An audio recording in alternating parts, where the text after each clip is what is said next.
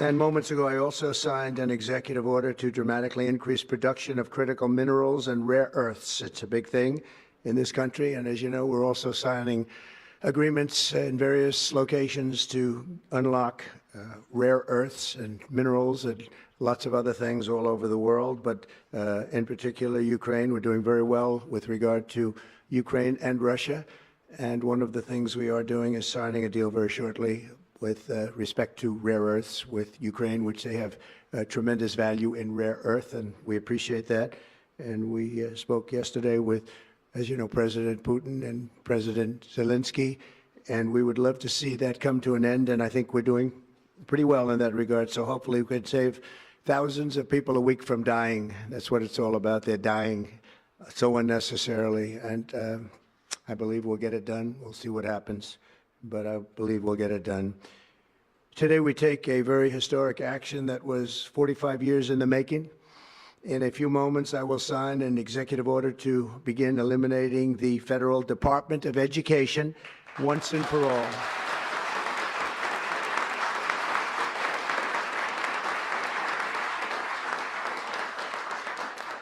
And it sounds strange, doesn't it? Department of Education, we're going to eliminate it. And everybody knows it's right. And the Democrats know it's right. And I hope they're going to be voting for it because ultimately it may come before them. But everybody knows it's right. And we have to get our children educated. We're not doing well with the world of education in this country. And we haven't for a long time. And we're pleased to be joined today by the woman who I chose because she's an extraordinary person, and hopefully she will be our last Secretary of Education, Linda McMahon. Linda, thank you. Thank you very much. That's another interesting statement. It's an interesting opening, right? But it's true, and people, it's been amazing how popular this has been. I tell people that this is what I'm doing today, and they say, oh, it's about time. Everybody says it. Republicans and Democrats have said it. They're all saying it. Also with us are some terrific people. Governors Greg Abbott. Greg, thank you very much. Governor Ron DeSantis, thank you very much, Ron. Mike Braun, congratulations on your victory, Mike. That was a big one. Mike DeWine. Thank you very much, Mike. Jeff Landry. Jeff, thank you very much, Jeff. Bill Lee, thank you. Governors, all governors. Brad Little. Brad, thank you very much. Where are you, Brad? Hi, Brad. Jim Pilan, thank you very much, Jim. And Kim Reynolds. These are all people very interested in education. And I even see Dan Patrick over there, my friend Dan Patrick. We're joined also by Representatives Tim Walberg and Virginia Fox, Rick Allen, Michael Rulli, and again, Dan Patrick. Thank you very much, Dan. You've been a great friend of ours. And State Attorneys General Ken Paxton. Ken, I see you there. Andrew Bailey. Andrew, what a job you've done, Andrew. You have some good cases going. You've done a great job. Thank you very much. And co-founder of Moms for Liberty, Tiffany Justice. She's been a hard worker. Thank you. Thank you. Thank you, Tiffany. When President Carter created the Federal Education Department in 1979, it was opposed by members of his own cabinet, as well as the American Federation of Teachers, the New York Times editorial board, and the famed Democrat Senator Daniel Patrick Moynihan. History has proven them right, absolutely right. After 45 years, the United States spends more money on education by far than any other country, and spends likewise by far more money per pupil than any country, and it's not even close. But yet we rank near the bottom of the list in terms of success. It's an amazing stat. Those are two stats you don't want. The most money spent per pupil, and you're at the bottom of the list. And that's where we are, like it or not. And we've been there for a long time. 70% of 8th graders are not proficient in either reading or in math. 70%. 40% of 4th graders lack even basic reading skills, can't read. Students in our public elementary and middle schools score worse in reading today than when the department opened by a lot. In Baltimore, 40% of the high schools have 0 students who can do basic mathematics. Not even the very simplest of mathematics. I said, give me your definition of basic, and they're talking about like adding a few numbers together. Despite these breathtaking failures, the department's discretionary budget has exploded by 600% in a very short period of time, and employs bureaucrats in buildings all over Washington, D.C. And as a former real estate person, I will tell you, I ride through the streets of Washington and it says Department of Education, Department of Education. I said, how do you fill those buildings? It's crazy what's happened over the years. I'm pleased to report that after offering these federal employees 2 generous buyout options, and they were very generous, and they're good people, but they were very generous. My administration has initiated a reduction in force, and we're already cutting numbers that were really surprising to a lot, that we were able to do it so successfully. And we've cut the number of bureaucrats in half. 50% have taken office, which is great. Thank you. Under the action I'm taking today, a small handful of Democrats and others that we have employed for a long time, and there are some Republicans, but not too many, I have to be honest with you.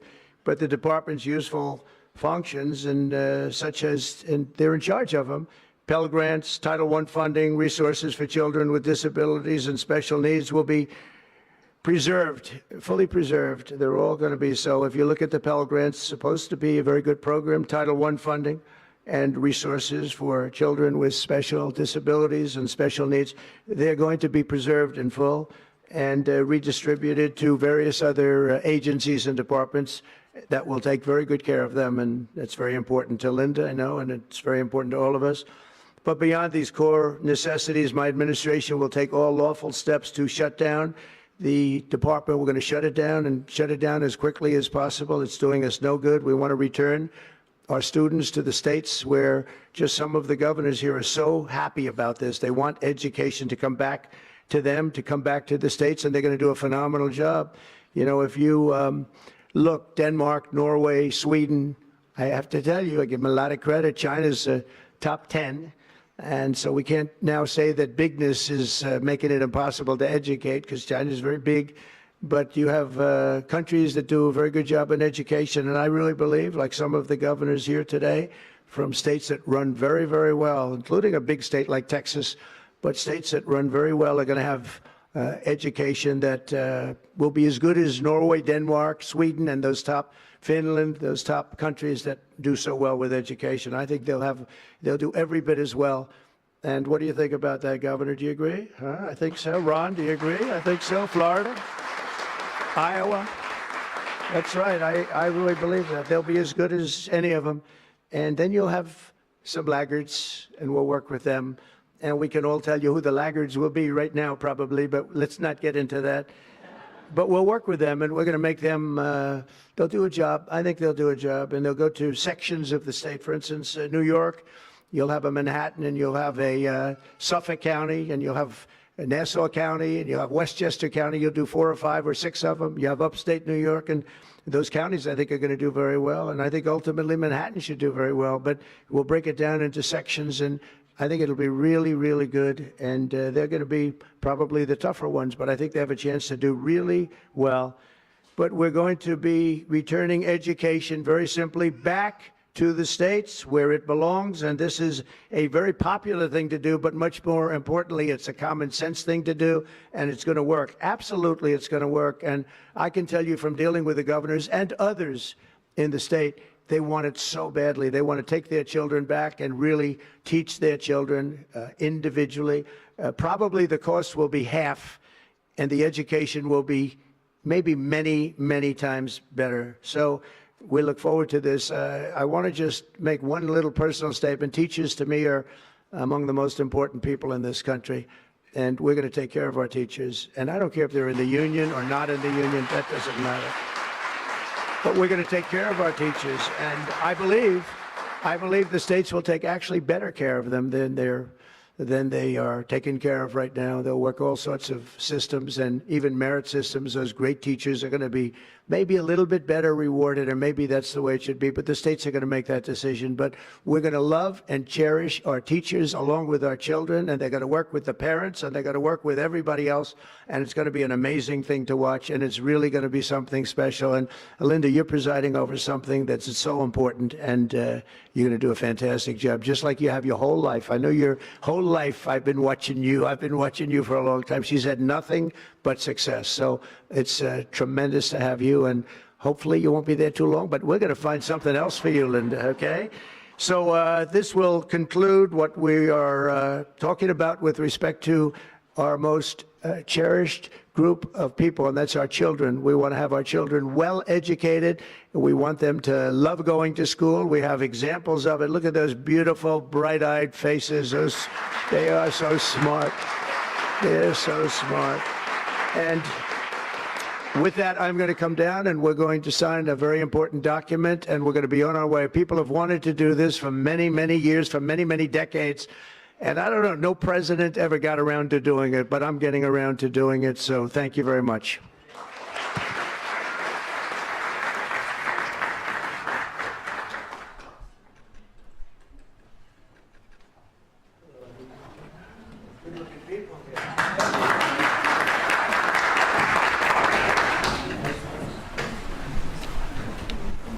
Should I do this?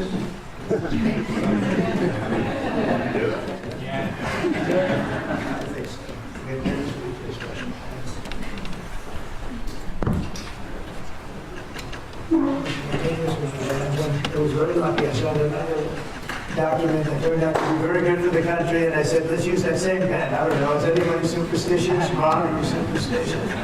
Let's use that same pen.